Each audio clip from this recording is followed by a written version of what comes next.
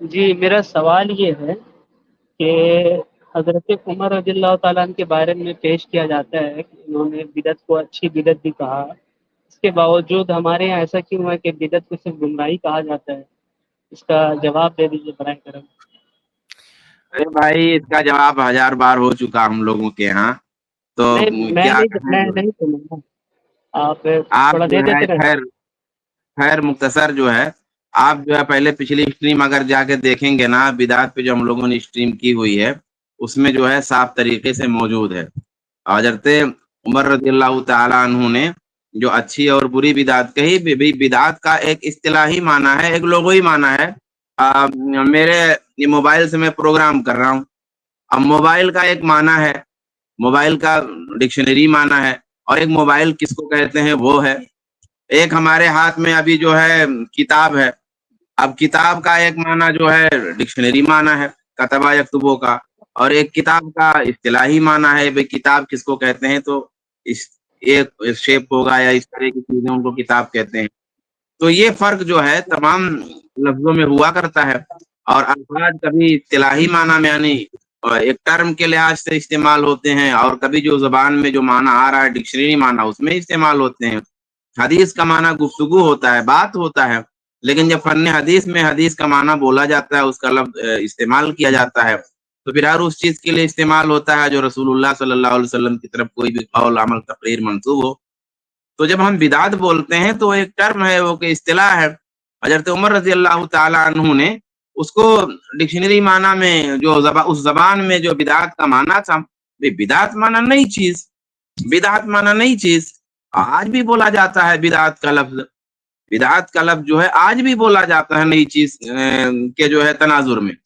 تو حضرت عمر بن خطاب رضی اللہ تعالیٰ عنہ نے جب یہ بات کہی تو اسی معنی میں اس کو استعمال کیا کہ بھائی یہ ایک نئی چیز ہے اور پیاری چیز ہے۔ تو نئی چیز اور پیاری چیز کا اب اس میں جو بدعت کا جو ٹرم ہے اور بدعت کی اصطلاح ہے ہم جو بیان کرتے ہیں، وہ معنی یہاں کہاں سے لیا جائے گا؟ یہ تو ایک جو جواب ہمارے ہے مخالف ہے آپ وہ کا بھی تو سوال۔ یہی معنی لیتے ہیں نا، نئی چیز۔ ہمارے جو جی مخالف ہے وہ بھی یہی معنی لیتے ہیں نئی چیز، ہمارے جو مخالف ہے وہ بھی تو یہی معنی لیتے ہیں نئی چیز، جیسے حضرت عمر نے نئی چیز والا معنی لیا۔ ہاں ہاں جی جی بالکل ٹھیک ہے، ہمارے جو مخالف معنی مراد لیتے ہیں وہ بھی نئی چیز ہے۔ حضرت عمر رضی اللہ تعالیٰ عنہ نے جو کہا نئی چیز، تو دونوں میں فرق ہے بھائی۔ ہمارے جو مخالف جو نئی چیز کا معنی مراد لیتے ہیں وہ دین میں اختراع والا، دین میں کسی اضافے کے لیے نیا معنی مراد لیتے ہیں۔ عمر رضی اللہ تعالیٰ عنہ نے دین میں اضافے کے طور پہ نیا معنی بالکل مراد نہیں لیا، اور وہ کوئی اضافہ تھا بھی نہیں، وہ اضافہ تھا بھی نہیں، کوئی اضافہ عمر رضی اللہ تعالیٰ عنہ نے نہیں کیا تھا۔ اس میں کوئی ایسا کام عمر رضی اللہ تعالیٰ عنہ نے کیا ہی نہیں تھا جو پہلے سے نہ ہو وہ کام، تو ظاہر سی بات ہے اس معنی تراویح میں کی نیا جماعت، ہوا ہی نہیں۔ تراویح کی اچھا جماعت میں دیکھیے، ایک منٹ ہمیشگی ایک منٹ صحابہ کے زمانے شہناز میں بھائی، نہیں تھی، تو یہ ایک نئی منٹ چیز تو رکیے، ہوئی ہے۔ نہیں نہیں رکیے، کون سی کیا نہیں تھا صحابہ کے زمانے میں؟ کیا تراویح نہیں؟ کی جماعت میں صحابہ اس پر اچھا ہولڈ ہمیشگی کریے نہیں تھی۔ جماعت موجود تھا، شہناز اللہ بھائی، کے ٹھیک ہے، رسول کے زمانے میں موجود تھا، صحابہ کے زمانے میں بھی ایک موجود تھا۔ ہاں، ایک منٹ رکیے، جی ابھی کفایت آپ تو جو اس بول رہے کو ہیں وہ آپ کمپلیٹ حدیث کر سے دیجیے۔ ثابت کر سکتے کہ جماعت جو ہے ہمیشہ ہوئی؟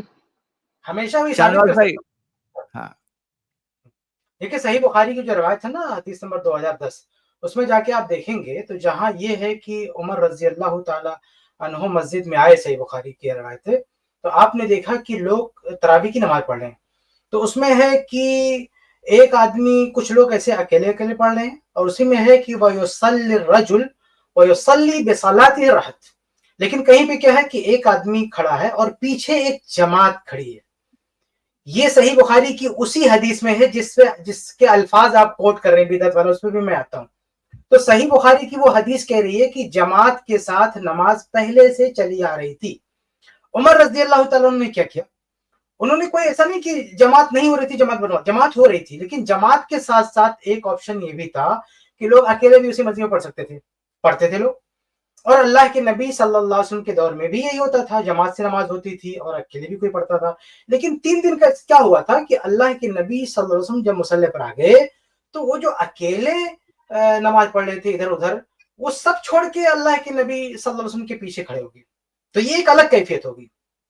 ये नबी मुसल्ले पे तो जाहिर सी बात है सवाल ही नहीं पैदा होता कि कोई अलग से नमाज पढ़ेगा, सब नबी के पीछे हो गए। तो ऐसे 3 दिन हुआ तो अल्लाह के नबी सल्लल्लाहु अलैहि वसल्लम ने फिर वो छोड़ दिया, फिर लोग वापस से उसी हालत पर आ गए, कोई जमात से पढ़ रहा, कोई अकेले पढ़ रहा। तो फिर अबू बकर सिद्दीक रजी अल्लाह तआला अन्हु के दौर में, इसी तरह से उमर रजी अल्लाह तआला अन्हु के दौर में यही हो रहा था कि लोग कुछ अलग पढ़ रहे थे। अब देखिए ये स्क्रीन पर है जो मैंने अभी अल्फाज पढ़े थे, वो युसल्ली रजुल, इसमें क्या है, थोड़ा सा बड़ा करेंगे, थोड़ा सा बड़ा करें इसको, हाँ, फैद नासु औज़ाउ मुतफर्रिकून कि युसल्ली रजुल लिनफ्सिही। तो आपने क्या देखा कि कुछ लोग अलग अलग नमाज पढ़ रहे हैं, युसल्ली रजुल लिनफ्सिही, कोई अकेले नमाज पढ़ रहा है, वह युसल्ली रजुल फयुसल्ली बिसलातिही, और कोई आदमी नमाज पढ़ रहा है और पूरी जमात उसके पीछे एक जमात नमाज पढ़ रही है।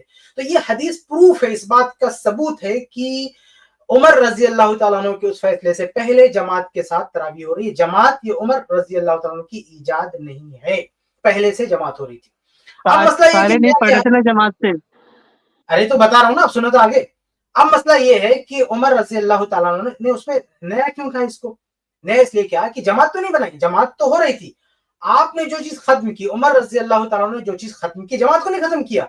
वो जो अकेले पढ़ रहे थे ना, देखिए अल्फाज क्या है, फकाला उमर, उमर रजी अल्लाह तआला अन्हु ने कहा, इन्नी अरा, मैं ये समझ रहा हूँ, लव जमा, तो मेरा ख्याल है कि मैं जमा कर दूं, हाउला, इन तमाम लोगों को, अला क़ारिइन वाहिद, एक इमाम पर जमा कर दूं। तो एक इमाम के साथ, एक इमाम है, इमाम के साथ जमात हो रही है, तो आप किसको खत्म करना चाहते हैं? उमर रजी अल्लाह तआला अन्हु दो चीज मस्जिद में देख रहे हैं, क्या देख रहे हैं? एक जमात से नमाज हो रही है और एक अलग अलग लोग नमाज पढ़ रहे हैं। तो कह रहे हैं मैं चाहता हूं कि एक ही इमाम के साथ सबको जमा कर दूं, यानी जो अलग अलग पढ़ रहे हैं उनको खत्म कर दूं। तो उमर रजी अल्लाह तआला अन्हु ने जो चीज खत्म की है, वो जो अकेले नमाज पढ़ रहे थे उनको हटाया, जमात को नहीं खत्म किया, जमात को बरकरार रखा, बल्कि जो अकेले नमाज पढ़ रहे थे उनको भी लाके जमात में शामिल कर दिया। इसलिए आप ये नहीं बोल सकते कि जमात पहले नहीं हो रही थी, जमात पहले भी हो रही थी। उमर रजी अल्लाह तआला अन्हु ने जमात को बरकरार रखा, जिस चीज को खत्म किया वो क्या चीज थी? वो जो अकेले लोग नमाज पढ़ रहे थे उनको भी पाबंद किया कि तुम लोग भी यहाँ पे शामिल हो जाओ। उसके बाद क्या हुआ? उबई बिन काब रजी अल्लाह तआला अन्हु को इमाम बना दिया, और फिर वो एक जमात जो पहले जमात हो रही थी सब उसमें शामिल नहीं था, अब जब जमात हुई तो सारे लोग उसमें शामिल हो गए। तो ये हदीस इस बात का प्रूफ है कि पहले भी जमात से तरावी हो रही थी, आप इसका इनकार नहीं कर सकते। अब रहा मसला ये कि ये जो अकेले लोग नमाज पढ़ रहे थे उनको खत्म कर दिया, उनको जमात के साथ शामिल कर दिया, तो एक नई शक्ल हुई, एक नई शक्ल हुई। फिर इसको बिदअत क्यों कहा? तो देखिए नया दो तरह से होता है, एक होता है वजूद के हिसाब से नया और एक होता है अमल के हिसाब से नया। ये जो बिदअत एक टर्म है, इस्लाम की एक शरीयत की एक टर्म है, उस टर्म का मतलब क्या है? यानी कोई दीन का काम जो आप ईजाद कर रहे हैं, यानी वजूद के एतबार से आप उसको नए तौर पे ला रहे हैं, तो ये बिदअत हो जाएगा हराम और नाजायज। लेकिन अगर कोई चीज शरीयत में पहले से, मुहद्दिसीन ने जो तक़सीम किया, क्या उन्होंने गलत किया तक़सीम? पहले मुझे कंप्लीट करने दीजिए मेरे भाई, उसके बाद आप बोलिएगा। जो हम ज्यादा लंबा बोल रहे हैं। बिदअत की तरदीद में जो बार बार हम हदीस कोट करते हैं अल्लाह के नबी सल्लल्लाहु अलैहि वसल्लम की, मन अहदसा फी अमरिना हादा मा लैसा मिनहु, जो बिदअत की डेफिनेशन है समझिए इसमें, कि जो इस दीन में ऐसी चीज ले आए, मा लैसा मिनहु, ये ऐसी इजाद करे, नया ले आए जो पहले से न था।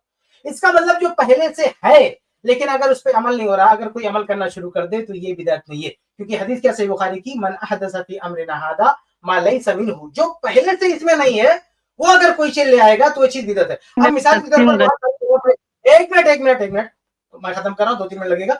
अब कहीं पे मैं आपको मिसाल देता हूँ, कहीं पे मानिए कंपनी एरिया में कोई मस्जिद है, वहां पे लोग 4 वक्त की नमाज पढ़ के घर चले जाते हैं, फजर की नमाज नहीं होती। मुंबई में भी एक जगह है जहां फजर की नमाज नहीं होती है, 4 वक्त की नमाज होती है।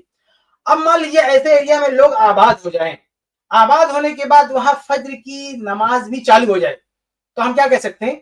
यार ये चीज नई शुरुआत होगी। यकीनन हम उस मस्जिद में जाएंगे या उस जगह पे जाएंगे जहां फजर की नमाज भी होने लगी है, तो हम क्या कहेंगे? हम ये कह सकते हैं कि ये एक नई चीज यहाँ शुरू होगी और नई चीज बहुत अच्छी है।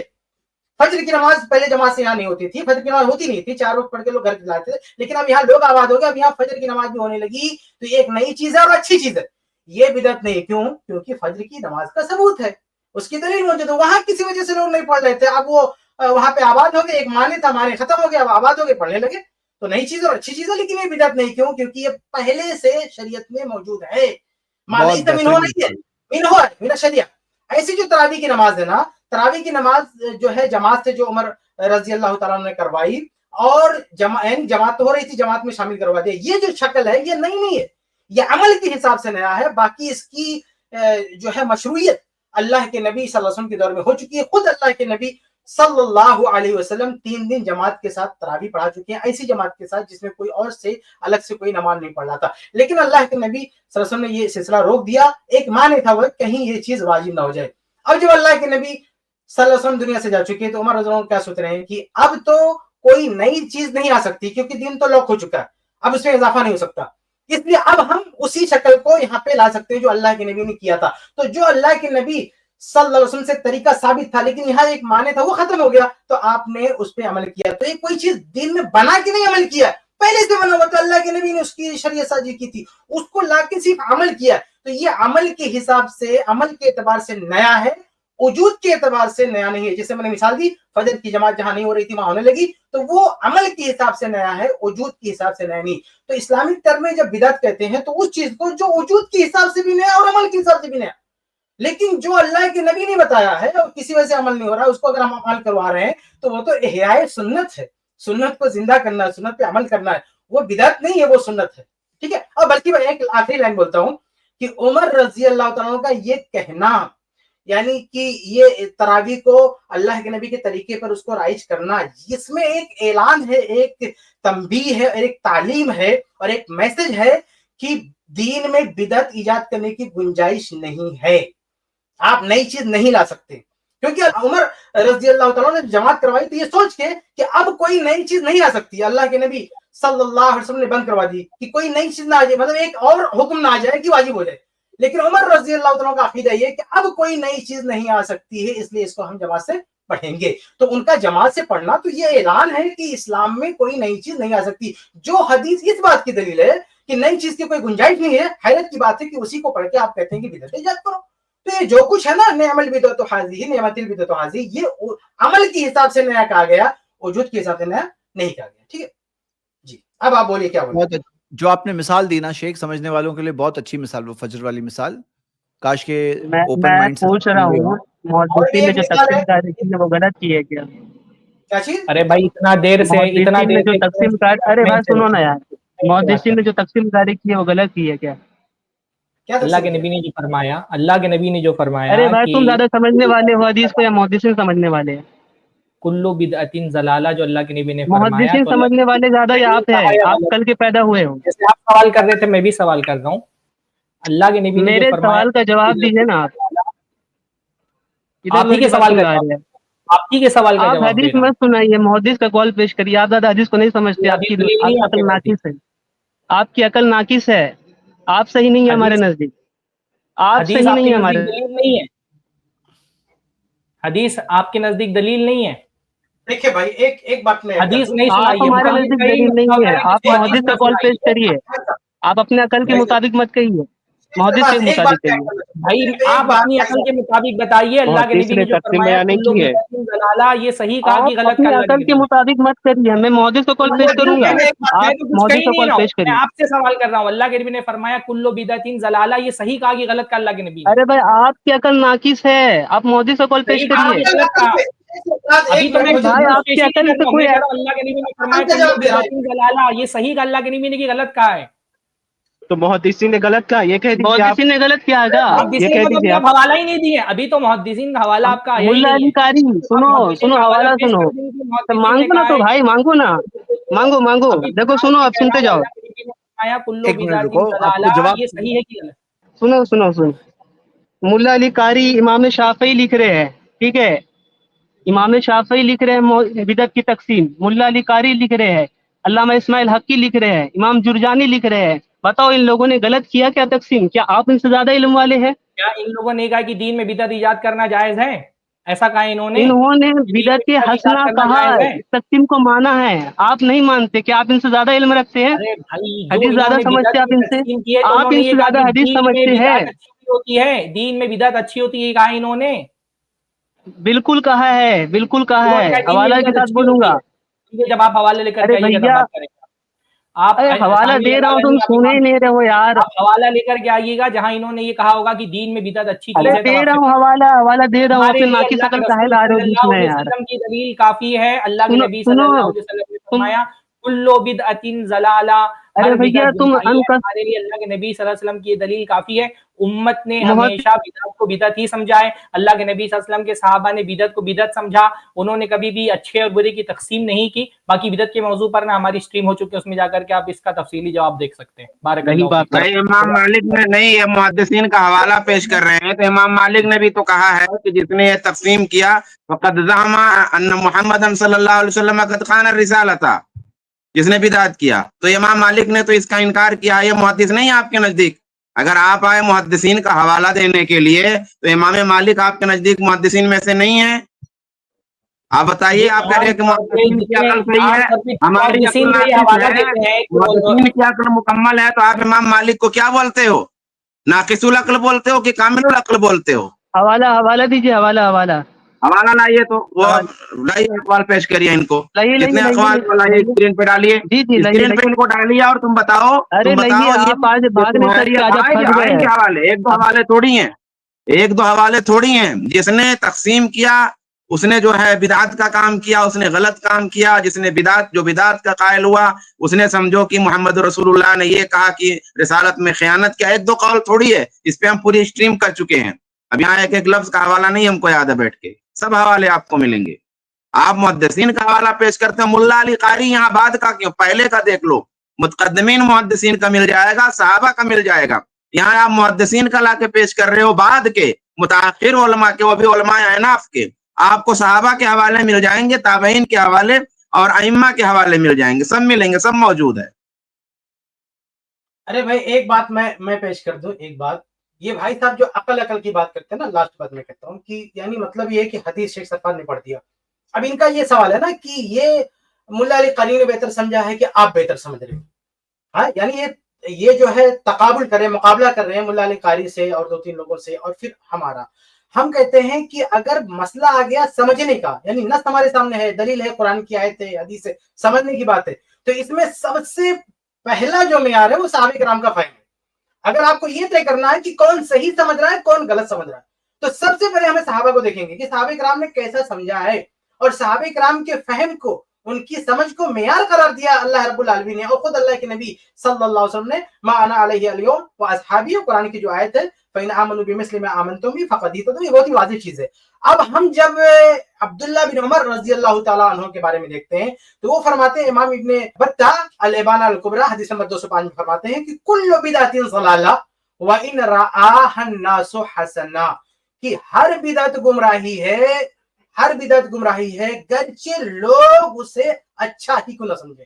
تو اب بتائیے صحابہ کرام کا فہم جو ہم کو مل رہا ہے کہ ہر بدعت گمراہی ہے گرچہ کوئی اچھا سمجھے, تو اب آپ کتنے لوگوں کو, بات کے لوگوں کو لے آؤ, اس سے کوئی فرق نہیں پڑتا. صحابہ کرام بہتر, ہمیں یہ سوال کروں گا کہ صحابہ کرام نے بہتر سمجھا یا پھر ملا علی قاری صاحب نے بہتر سمجھا؟